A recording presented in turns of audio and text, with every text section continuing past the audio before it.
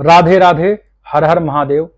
सावन विशेष प्रकल्प में भक्तों के चरित्रों को अन्य पुराणों से, भक्तमाल कथाओं से प्रमाणित मैंने आप लोगों को सुनाया, जिसका हमें फीडबैक अच्छा मिला।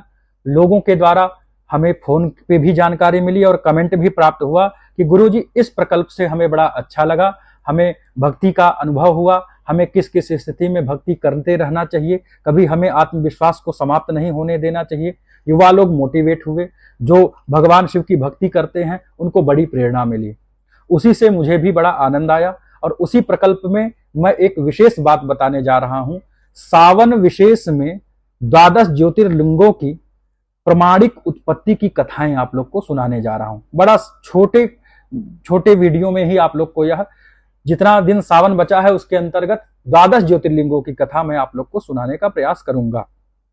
तो पहला, सौराष्ट्रे सोमनाथम च, पहले भगवान सोमनाथ की उत्पत्ति कैसे हुई, उसका कथा रहस्य क्या है, मैं आप लोग को सुनाने जा रहा हूं।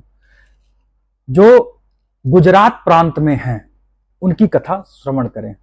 जब चंद्रमा की कांति क्षीण होने लग गई, उनका चमक जो है, उनका जो सौंदर्य है वह ढलने लग गया, तीनों लोग आश्चर्यचकित हो गया, देवता भी अचंभित हुए। इसका कारण था चंद्रमा को दक्ष के द्वारा जो शाप मिल गया। शाप क्यों लगा? क्योंकि दक्ष प्रजापति की 27 पुत्रियां हैं जो नक्षत्र के स्वरूप में हैं। उनका विवाह दक्ष प्रजापति ने चंद्रमा से कराया। चंद्रमा सौंदर्य और कलाओं के निधान हैं और समय के प्रतीक माने जाते हैं। उनका प्रेम रोहिणी में, जो 27 पुत्रियों में से दक्ष प्रजापति की रोहिणी नाम की पुत्री हैं, रोहिणी नक्षत्र जिन्हें कहा जाता है, उनसे चंद्रमा का विशेष लगाव होने के कारण उनके द्वारा अन्य पत्नियों की उपेक्षा हुई, अपमान हुआ।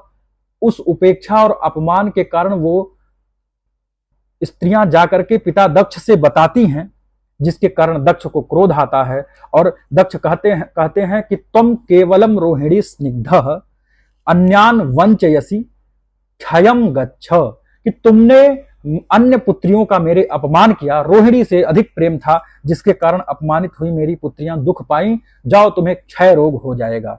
चंद्रमा को क्षय रोग हुआ, कांति मलिन होने लग गई, कलाएं धूमिल होने लग गईं। चंद्रमा दुखी होकर ब्रह्मा बाबा के पास गए, हाथ जोड़ के कहे मार्गदर्शन दीजिए। उन्होंने कहा सौराष्ट्र देश में जाओ, जो गुजरात प्रांत है, वहां पर प्रभास क्षेत्र में शिवलिंग की उपासना करो, जिससे तुम्हें रोग मुक्ति होगी।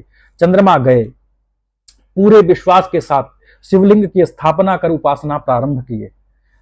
भक्ति कठिन थी, तपस्या कठिन थी, पर भक्ति सच्ची थी, जिसके कारण भगवान शिव दर्शन दिए। दर्शन दे करके भगवान शिव कहे तव भक्त्याहम प्रसन्नोस्मि स्थास्यामि अत्रैव सोमेश्वर रूपेण, मैं तुम्हारी भक्ति से प्रसन्न हूं, यहां पर सोमनाथ महादेव के रूप में मैं प्रतिष्ठित रहूंगा। तुम्हारा रोग ठीक होगा, जो मेरे पास आएगा उसका भी रोग ठीक होगा। रोग मुक्त होने के लिए लोग मेरा दर्शन करेंगे, और सुनो, जो मुझे मेरा दर्शन करेगा वो मेरी भक्ति को पाएगा और मेरे लोक को भी प्राप्त करेगा। इसीलिए हम सब सोमनाथ महादेव का दर्शन करते हैं, जो गुजरात प्रांत में पड़ते हैं। यही प्रमाणिक शिव पुराण के अंतर्गत, शतरुद्र संहिता के अंतर्गत 14 अध्याय से 17 अध्याय के अंतर्गत की कथा है। इसको अवश्य पढ़ें, सुने, और इससे संबंधित आपके मन में कोई प्रश्न हो तो हमसे प्रश्न कर सकते हैं। और इस कथा से यदि आप लोग को कुछ शिक्षा मिल रहा है, कुछ कमेंट करना है, तो हर हर महादेव लिखें या अपनी भावनाएं अवश्य व्यक्त करें। मैं प्रयास करूंगा कि आपके प्रश्नों का उत्तर दूं और आपके द्वारा उत्साहित होकर और भी रहस्यों को उद्घाटित करूं। अगली कथा हम अगले ज्योतिर्लिंग के बारे में आप लोग को प्रस्तुत करेंगे, प्रेषित करेंगे। हर हर महादेव, राधे राधे, जय श्री राधे।